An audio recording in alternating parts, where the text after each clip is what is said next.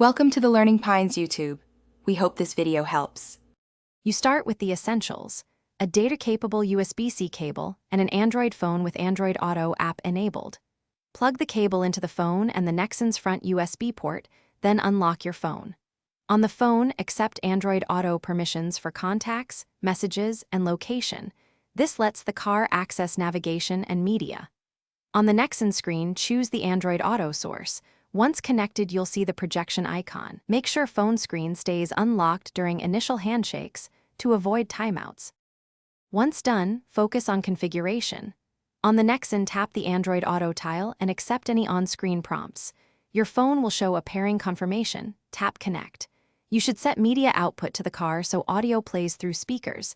In phone settings, check Bluetooth audio remains off to avoid conflicts. For navigation, grant background location and remove battery optimization so Google Maps stays active. If apps don't appear, reboot the infotainment and reconnect the cable while phone is unlocked and screen on. To finish, test everything. Press the steering wheel voice button and say a navigation command. This confirms microphone and assistant access.